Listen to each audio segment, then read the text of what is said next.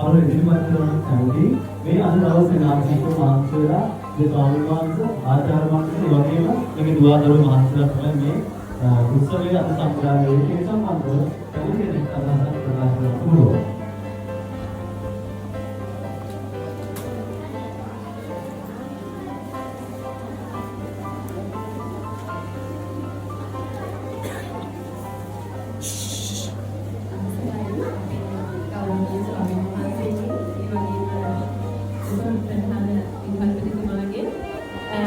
ඒ වගේම ආදරණීය ආචාර්ය මණ්ඩලයේ සියලුම දෙනාගේ ආදරණීය දුවදරුවන්ගේ එමෙන්නම දෙමාපියන්ගේ අද දවසේ ඇත්තටම වෙනසක් විදිහට අඳුරාගත්ත අපි ආදි ශිෂ්‍ය දූදරුවන්ගේ මෙහෙයවීමෙන් ඉතාමත්ම වටිනා කියන වැඩසටහනක් සූදානම් වෙලා තිබුණා. මම හිතනවා වෙනදා දේශන වලින් පිරුණු මේ වගේ වැඩසටහනකට වඩා අද දවසේ අපේ දූදරුවන්ගේ හිත්වලට කා වැදුණා කියලා. මොකද ඔවුන් සමග එකට ඉගෙන ගත්ත ඔවුන්ගේ ආදරණීය සහෝදර සහෝදරියන්ගෙන් දහම් අධ්‍යාපනයේ වටිනාකම ගැන ඔවුන්ගේ හදවතට දැනෙන විදිහට ඉතාමත් වටිනා කියන වැඩසටහනක් සූදානම් වෙලා තිබුණ නිසා.